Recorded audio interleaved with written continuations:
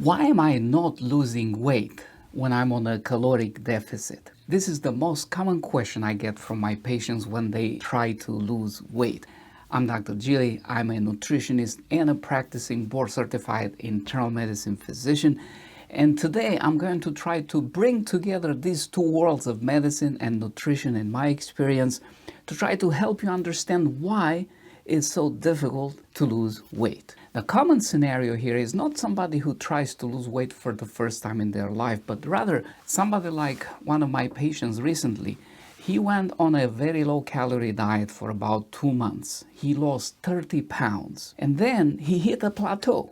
And no matter what he tried to do, cutting down more calories, exercising more, he was still stuck on that plateau. Another even more common scenario is similar to another patient of mine who came recently. She was in her late 30s. She had been on various weight loss programs ever since she was in high school. And every time she would lose 10 pounds, 15 pounds, 20 pounds, and then she would regain them. And she did this a number of times, but eventually, as she moved beyond her mid-30s, she noticed that it takes more effort to achieve the same results. And she's like, I did this before, it worked, why is it not working anymore? Well, today, my friend, we're going to discuss 5 reasons why it's so difficult to lose weight. Now, as I go through these 5 points, you may feel tempted to feel discouraged, to feel like there's nothing you can do, but stick with me to the end of this video, because I do have a message of hope for you, and there is real hope. So we're going to start with the 5th one, which is the more superficial and the one that you usually find when you search answers for this question on YouTube or other places. I've watched a few videos, and almost exclusively, most of those on the top spots at least, deal with this superficial layer of the answer, and that is that you don't know how to count, essentially. Not to say that you don't know math, but what we mean by that is estimating how many calories we take in is a very difficult undertaking for most people. Studies show that, especially when we try to lose weight, we underreport by as much as 30% the number of calories that we eat in a day. Add to this the fact that on the other side of the equation, when we talk about the calories that we burn in a day, the basal metabolic rate, which is the biggest contributor in the total daily energy expenditure, is a guesstimate. We use a formula to calculate that. So you have underreporting when it comes to calories going in, and you have a guesstimate when it comes to calories out. No wonder we sometimes think we are in a deficit when in fact we are not. I can expand on this more. Let me know in the comment section below if you want me to do that. But I want for the rest of the video today to move to the more profound, more systemic reasons why it's difficult to lose weight. And number 4 on that list has to do with genetics. Current estimates are that about 150 gene variants or more account for about 50% in the variance when it comes to body weight, body composition, body mass index.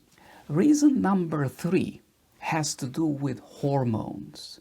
I'm sure you've heard of various hormones that have some impact on weight, on hunger, on satiety. You've heard of leptin, which in a normal state is an indicator of body fat storage, energy reserves in the body is made by the fat tissue. You've heard of ghrelin, I'm sure, which is the hunger hormone that our stomach makes. But there are many other hormones that the pancreas, such as insulin, or the GI tract, such as cholecystokinin, polypeptide YY, gastric inhibitory polypeptide, amylin, and others that are produced continuously. And all these hormones work together in a very delicate balance to help us maintain a constant body weight. The problem is when we go on a very restrictive diet, on those very low calorie diets, this delicate balance gets disturbed. And there is a landmark study in this respect published a few years ago in which they took 50 young, otherwise healthy, overweight participants, and they put them on a very low calorie diet, 500 to 550 calories per day for 10 weeks. They lost on average 30 pounds, pretty good, impressive results. And then they measured these hormones at the beginning of the study at 10 weeks when they finished the weight loss phase, and then at 1 year after that at 62 weeks. And the disturbing finding has been that the balance of this hormone is altered with a very low calorie diet in a way that makes it very easy to regain that weight. The hunger goes up, the basal metabolic rate goes down, and these changes persist even at 1 year after the study has been completed, as you can see here.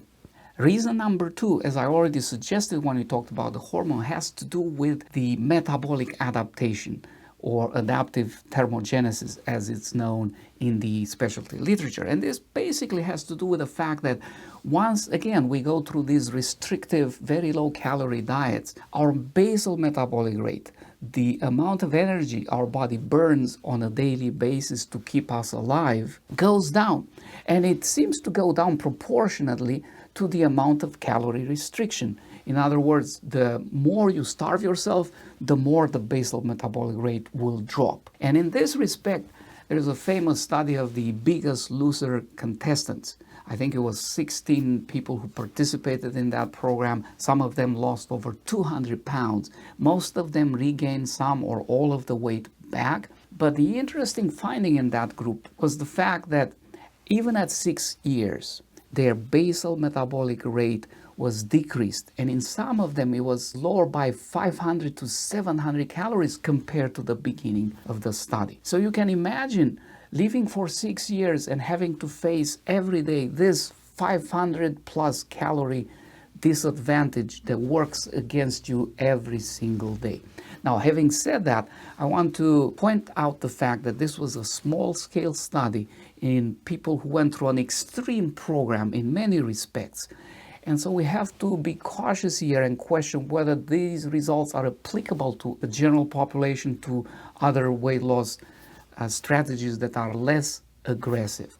And that's a very good question. And again, I can dedicate a whole video to answering this question.